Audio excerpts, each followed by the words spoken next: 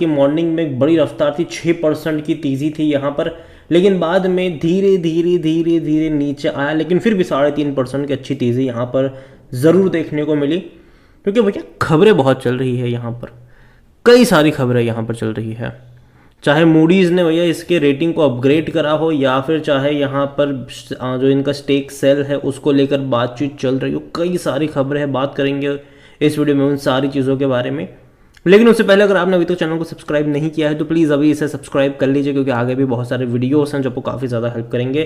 तो 25 रुपये का शेयर, 3.5% की तेज़ी, एक महीने का ग्राफ इंटरेस्टिंग है। एक झटके में एक बड़ी रफ्तार आई थी, वो भी एक ही दिन में बेहतरीन तेज़ी यहाँ पर आई थी। उसके बाद देखो तो लगातार गिरा है और आज जाके फिर से यहाँ पर तेज़ी देखने को मिल रही है। अगर एक साल की बात करें तो 50% की तेज़ी, हालांकि बीच में पैसा डबल भी करा था, 16 से 32 का लेवल दिखा, बाद में बड़े एक मेजर गिरावट से गुजरा, फिर एक अच्छी तेज़ी आई, फिर एक बड़ी गिरावट आई, फिर एक अच्छी तेज़ी आई।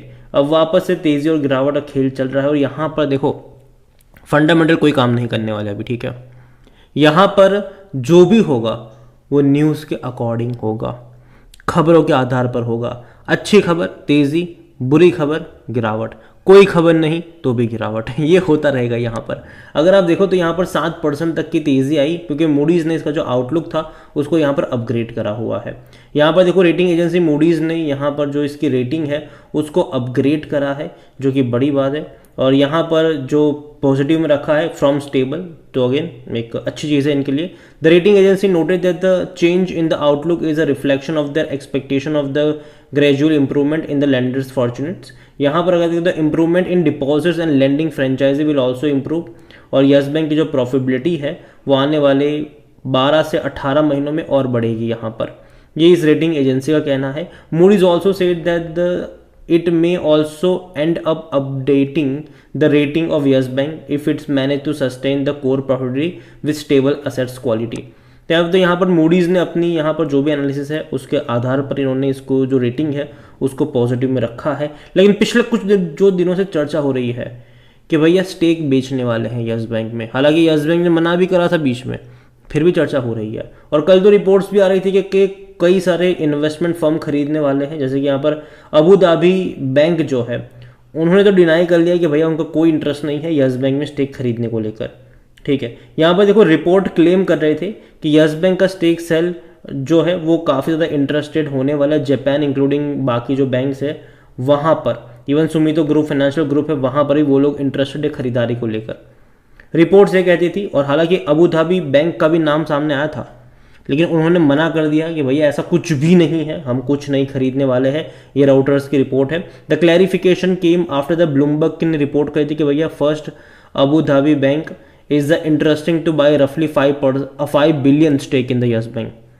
तो ये बड़ी बात थी। आने वाले टाइम में कई सारे और ऐसी रिपोर्ट्स आपको देखने को मिलेगी कि ये खरीदने वाला है, वो खरीदने वाला है। यहाँ पर देखो रिपोर्ट क्लेम करा था कि middle eastern lenders is weighing to bid for as much as 51% stake in the bank. जो चर्चा थी कि भैया 51% का स्टेक खरीदने को लेकर जो चर्चा हो रही थी पिछले कुछ टाइम से, उसी को लेकर ये बातचीत यहाँ पर आई है। It also claim that the Yes Bank stake sale had drawn interest from Japan including Mitsubishi UFJ financial group and Sumitomo group है। Report also said that it remain unclear how strong their appetite for the deals is whether they will proceed. यहाँ पर हम सब जानते हैं कि yes bank ने deny करा है इस रिपोर्ट को, लेकिन फिर भी चर्चाएं हो रही है इसकी कि भैया RBI ने भी अप्रूवल दे दिया है 51% स्टेक का, मना करा है यस बैंक ने, फिर भी यहाँ पर चर्चाएं हो रही है और उसके आधार पर शेयर भाग भी रहा है, गिर भी रहा है।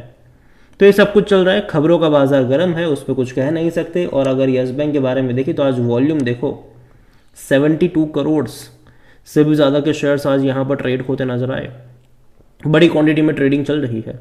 ऑल टाइम हाई इसका 400 रुपये से भी ऊपर का था, लो तकरीबन 5.5 रुपये का था। मार्केट कैप इसका 80,000 करोड़ के आसपास देखने को मिल रहा है। बैंक को लेकर अगर हम देखें तो according to Moneycontrol user 76% लोग कह रहे खरीदारी करो, 24% लोग कह रहे बेचो और भाग जाओ।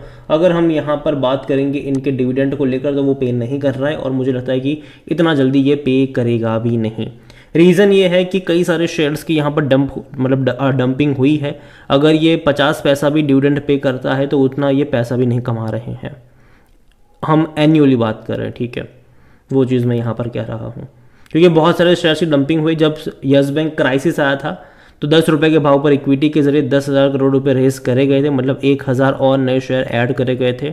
उसके बाद एफपीओ के जरिए भी पैसा रेस करा गया तकरीबन 15,000 करोड़ के आसपास का, और तकरीबन 12-13 रुपये के प्राइस पर वो रेस करा गया था। ठीक है, तो आप खुद सोचिए कि कितने सारे शेयर्स डंप हुए थे उस टाइम पर।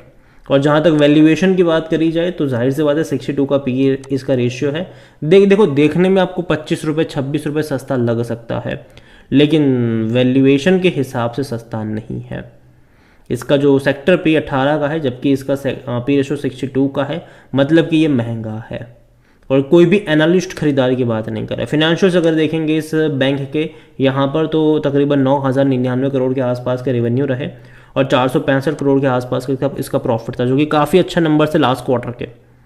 लेकिन देखो बीच में एक जून क्वार्टर भी ऐसा था जहाँ पर रेवेन्यू प्रॉफिट बहुत अच्छे थे, लेकिन बाद के अगले क्वार्टर में क्या हुआ, रेवेन्यू तो बढ़ते गए लेकिन प्रॉफिट में कटौती हुई, घट गया प्रॉफिट। तो यहाँ पर जून के नंबर देखना इंटरेस्टिंग होने वाले हैं कि वो कैसे आते हैं, क्योंकि एक्सपेक्टेशन बहुत ज़्यादा हाई है। अब एटलीस्ट 500 करोड़ का तो इनका अब प्रॉफिट होना चाहिए, क्योंकि फिर अगले क्वार्टर के मुकाबले हर बार बढ़ते रहना चाहिए, क्योंकि सरकारी बैंक जो है, छोटे छोटे सरकारी बैंक, वो उससे इनसे ज़्यादा पैसा कमा रहे हैं, वो भी कम रेवेन्यू में। तो ये चीज़ यहाँ पर देखनी ज़रूरी रहेगी। जहाँ तक शेयर होल्डिंग के बारे में देखें तो प्रमोटर की जो होल्डिंग है वो कुछ भी नहीं है। जो राणा कपूर एंड फैमिली वो यहाँ से भाग गए हैं, या सब कुछ बेच बाच कर। म्यूचुअल फंड के पास 0.18% का स्टेक है। डोमेस्टिक इंस्टीट्यूशन 38.12% की होल्डिंग लेकर बैठे हुए हैं। एफआईएस 28.42% की होल्डिंग पर है, और जो ऑडिटर और अदर पार्टीज़ है उनकी होल्डिंग 33.29% है, जिनमें से रिटेल इन्वेस्टर 22.31% पर है। जो अदर पार्टीज़ है वो 10.98% का स्टेक यहाँ पर लेकर बैठे हैं। देखिए ओवरऑल अगर मैं बात करने जाऊँ यस बैंक को लेकर, तो अगेन मैं कहूँगा कि बैंक खराब तो नहीं है, ना ही डूबने वाला है, ये कतई नहीं होने वाला। कुछ नहीं, अच्छा खासा पैसा रेज कर चुके हैं ये। लेकिन ये चीज़ ज़रूर है कि अभी इसके फंडामेंटल्स जो हैं वो क्लियरली न्यूज़ के ऊपर डिपेंड करने वाले हैं। फंडामेंटल्स के ऊपर कुछ नहीं हो रहा है, यहाँ पर सब कुछ न्यूज़ के ऊपर ही डिपेंडेंट है। हमने बड़ी तेज़ी देखी, बड़ी गिरावट देखी, बड़ी तेज़ी देखी, बड़ी गिरावट देखी, बड़ी तेज़ी देखी। अब देखो यहाँ पर ना मीडिया रिपोर्ट्स बहुत आ रहे हैं कि इतना स्टेक बेचने वाले हैं, ये इंटरेस्टेड है, वो इंटरेस्टेड है, लेकिन बैंक तो मना ही कर रहा है ना, क्या ऐसा कुछ नहीं भैया, हम ऐसा कुछ नहीं करने वाले।